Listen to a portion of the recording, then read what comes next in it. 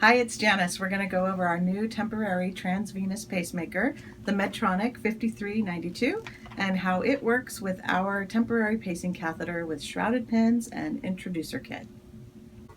This is our new dual chamber temporary pacemaker. It looks just like this, and it also has two cables, one for the atria if we're doing dual chamber and one for the ventricles.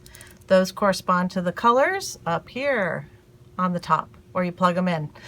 The device should never be stored with batteries in it because if they corrode, it could damage the machine. So in order to put in new batteries, go to the bottom, push the button there, pull out the drawer, and then the batteries can only go in the way it says to put them in. So only one way. Put those in and then your device is ready to go.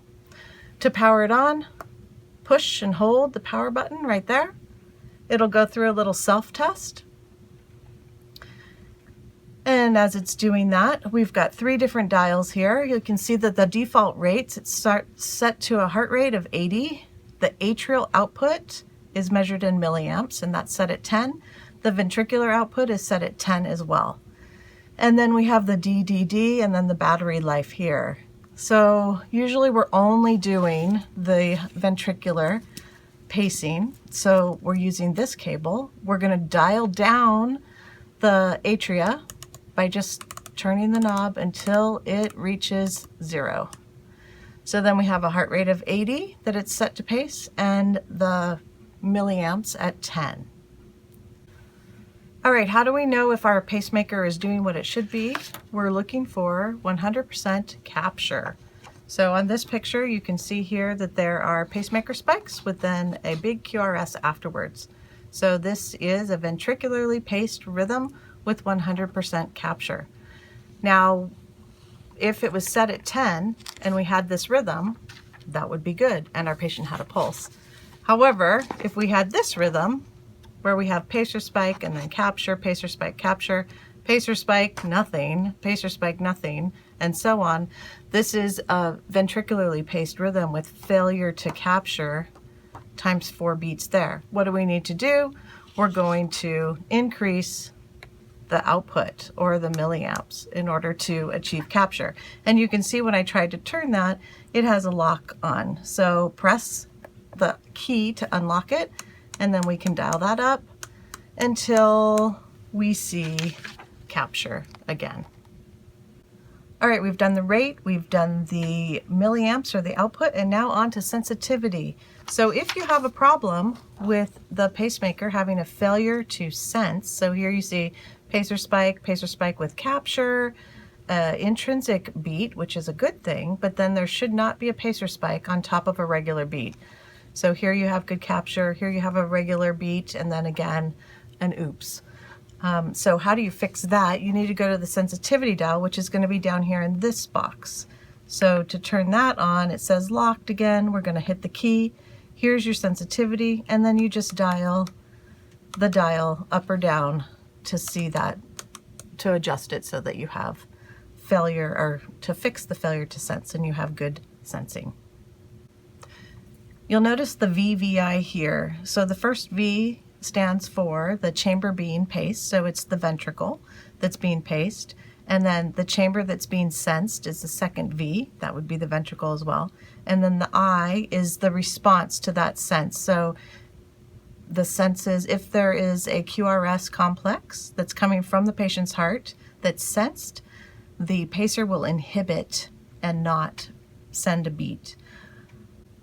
If you wanted to change this VVI mode to something else with the physician's order, you can go to the mode selection. In order to get to that, you have to use the arrow keys to scroll down and then hit the enter button to select, and then you have your choices here. So let's say I wanted to go up to DDI, for example. I could hit the arrow buttons up to there and then select enter, and it would change the letters there. So DDI, the D stands for dual, so both chambers now are being paced, and then the other D is both chambers, atria and ventricle, are being sensed, and then the I again stands for inhibit. So the pacer again won't fire or send an impulse if it senses that there is a P wave or a QRS. The other feature with this pacemaker is that you can pause to see what the patient's underlying rhythm is. Up here, you see the atria and the ventricle, and the pace is the green light, and then if it was sensing, you would see a blue light there.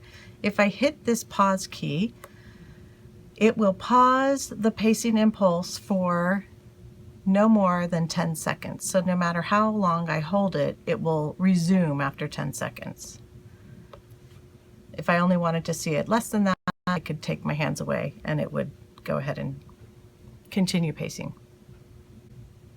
One of the other features that this device has is the DOO key, which is an emergency key, and it delivers high output asynchronous pacing.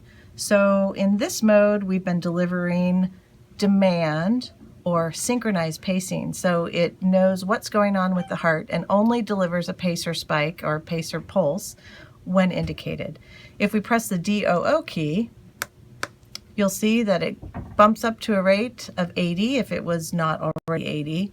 It turns the atrial output to 20 and the ventricular output to 25, so the max on both of those.